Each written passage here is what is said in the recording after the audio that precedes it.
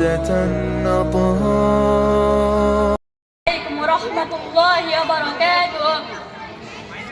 الحمد لله رب العالمين والصلاة والسلام على رسوله الكريم أما بعد فأعوذ بالله من الشيطان الرجيم بسم الله الرحمن الرحيم إن الصلاة كانت على المؤمنين كتابا موقوتا صدق الله العظيم. সমস্ত প্রশংসা সেই মহান আল্লাহ রাব্বুল আলামিনের উপরে, যিনি এই বিশ্ব জগতের স্রষ্টা, যিনি আমাদেরকে সৃষ্টি করেছেন এবং আমাদেরকে অসংখ্য নিয়ামত দিয়ে ভরপুর করেছেন। সকলে সমবেত কণ্ঠে সেই স্রষ্টার প্রশংসা করি, সকলে বলে আলহামদুলিল্লাহ। তারপর জানাই সেই মহামানবের প্রতি, যিনি দুনিয়াতে এসে আমাদেরকে জান্নাতের পথ দেখিয়েছেন। সকলে তার প্রতি দরুদ এবং সালাম প্রেরণ করি, সকলে বলি সাল্লাল্লাহু আলাইহি ওয়াসাল্লাম। আজকে আমি আপনাদের সম্মুখে হয়েছি নামাজ সম্পর্কে আলোচনা করার জন্য। আমরা আজ মুসলিম জাতি নামাজ থেকে অনেক দূরে সরে আছি, সুতরাং আমাদেরকে সময় মোতাবেক নামাজ আদায় করাকে সর্বোচ্চ গুরুত্ব দিতে হবে। যারা নিজের জীবনে নামাজ কায়েম করতে পারবে না, তাদের দ্বারা দিন কায়েম সম্ভব নয়।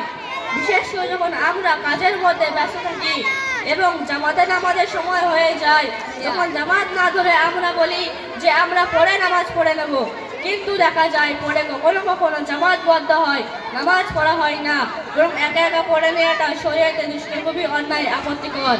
কারণ সময় মতো নামাজ পড়লে নামাজে অজর থাকা হয়, সময় মতো নামাজ না পড়লে নামাজে অজর থাকা হয় না, বরং নামাজ তখন ব্যক্তির অধীনে চলে যায়।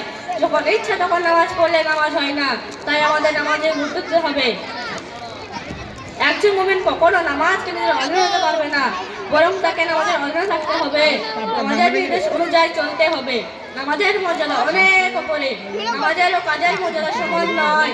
নামাজকে সকল কাজে করে রাখতে হবে, কাজকে নামাজের উপরে রাখা যাবে না। আমরা খাবার জন্যই বাঁচি না, বাঁচার জন্যই খাই।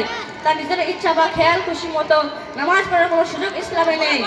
কাজটা সেরে নামাজ পড়বো, বইটা শেষ করে নামাজ পড়ে নেব, এমন কথা বলার অবিকাশ ইসলামে নেই। কেননা নামাজ নিজের সময় পড়ার জন্যই মুমিনদের উপর ফরজ করা হয়েছে।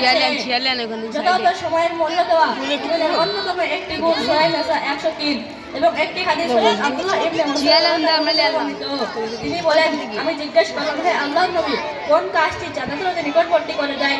তিনি বলেন, সময় মতো নামাজ পড়া। আমি জিজ্ঞেস করলাম, হে আল্লাহর নবী, তারপর কোনটি? তারপর বললেন